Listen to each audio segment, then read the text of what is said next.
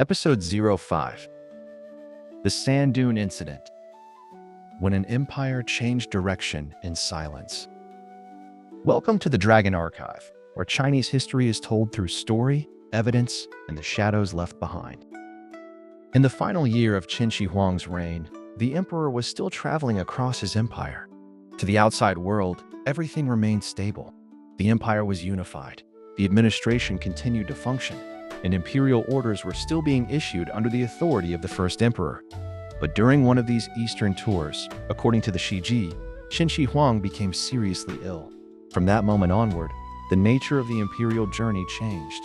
The movement of the court became more controlled, more restricted, and increasingly silent.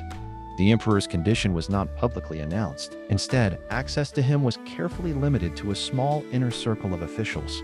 Messages were filtered, decisions were mediated, and information began to flow not freely, but through controlled channels.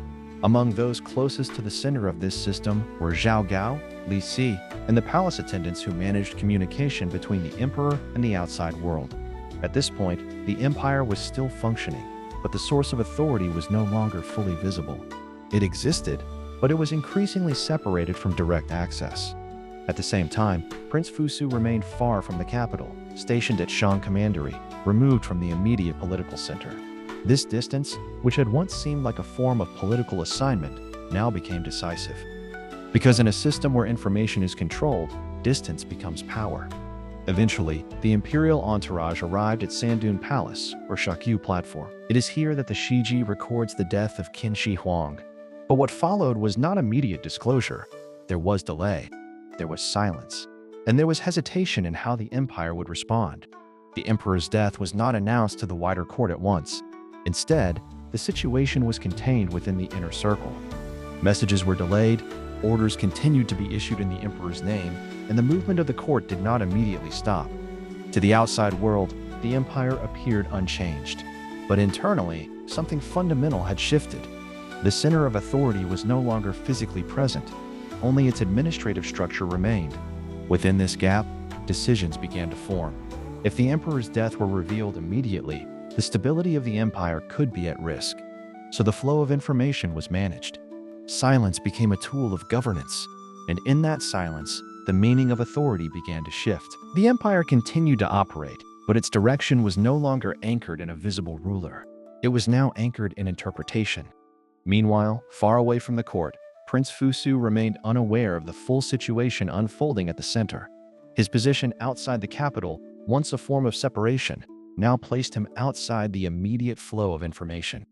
In a system where authority depends on communication, those closest to the message hold power over its meaning.